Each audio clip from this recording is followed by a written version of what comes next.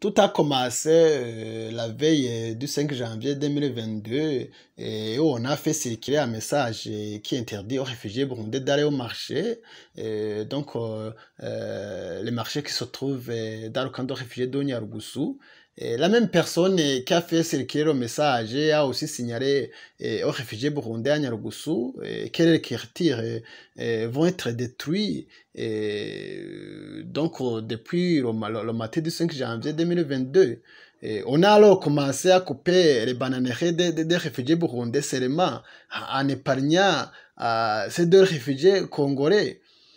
Les policiers et les sungusungu ont commencé à couper le matin du 5 janvier 2022, en commençant par la zone 8.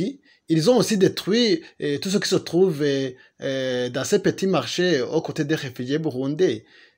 En faisant tout cela, la Tanzanie a oublié qu'elle a signé et ratifié des conventions en rapport avec les réfugiés, notamment la Convention de Genève de 1951, en son article 3, qui stipule que le pays contractant doit traiter de la même façon les réfugiés qui se trouvent sur son sol, sans discrimination quant à la race, religion ou aussi pays d'origine.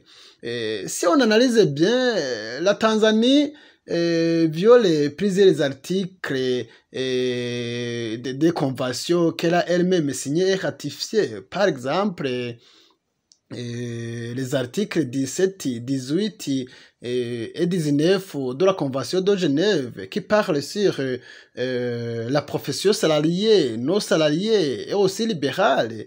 Ce qui est derrière tout cela, la Tanzanie a voulu forcer les réfugiés burundais de rentrer. Ce pays veut le rapatriement forcé des réfugiés burundais. C'est pour cette raison que la CBDH Vicar demande au gouvernement tanzanien le respect des conventions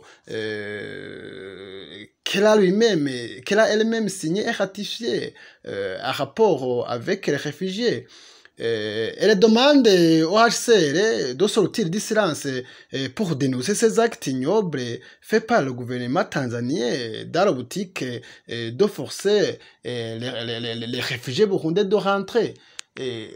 La coalition CBDH Vicar exhorte aussi à la communauté internationale et de prendre des mesures nécessaires pour que les réfugiés burundais puissent vivre en paix et en sécurité. Et nous demandons cette communauté internationale de suivre de près ce qui se passe dans les camps de réfugiés en Tanzanie.